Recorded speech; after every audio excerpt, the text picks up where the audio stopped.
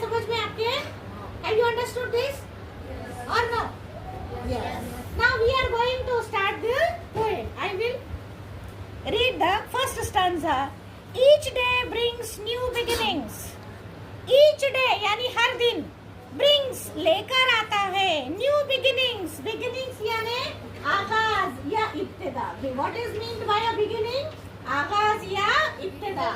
हर दिन एक नई शुरुआत लाता है, नया आगाज लाता है. Because every day we experience something new. Decisions I must make. The second line of stanza is decisions I must make. Decisions यानी मुझे कुछ फैसले करने पड़ते हैं.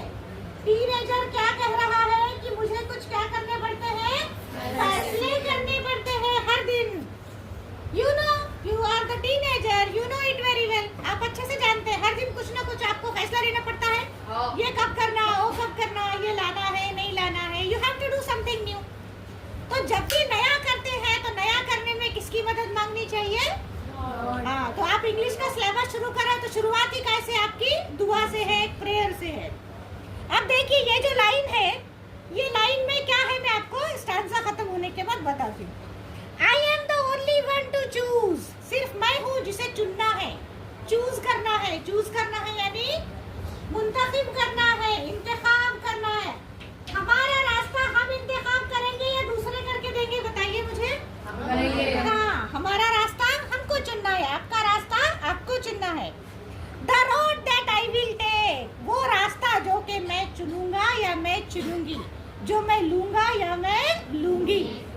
हाँ, तो पहला स्टांजा में क्या है? The first stanza says that I am the only.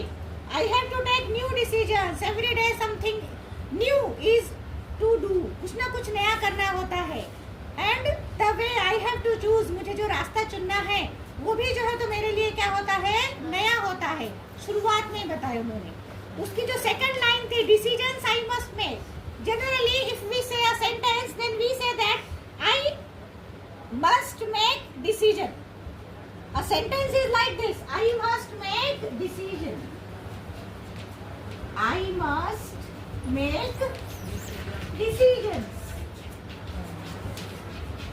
But here this decision is inverted into the front. Decisions like that. So this type of figure of speech is known as inversion. What is this type of figure of speech is known as inversion. In appreciation we have to write the figure of speech. Then what is the figure of speech in this line? Inversion. The sentence is inverted. उल्टा किया गया है. आगे का हिस्सा पहले और पहले का हिस्सा आगे. Inversion. आया समझ में या नहीं आया?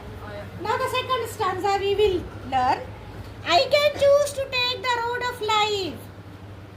मुझे इंतखाब करना है, मैं चुनना चाहता हूँ, मैं चुनना चाहती हूँ जो जिंदगी का रास्ता है, वो रास्ता that leads to great success. वो रास्ता मुझे चुनना है जो कहाँ लेके जाए मुझे? great success. एक अजीम कामयाबी की जानिब जो मुझे लेकर जाए, वो मुझे ऐसा रास्ता मुझे चुनना है great success का, अजीम कामयाबी का.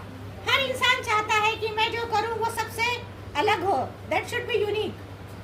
हर इंसान चाहता है कि I should do something extra. कुछ गैर मामूली करूँ, कुछ सबसे हटके करूँ. हर कोई चाहता है या नहीं चाहता है?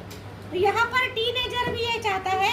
And teenager means you. You think that you have to do something new, you have to do something extra, you have to do something great in your life. Or travel down the darkened road that leads to great distress.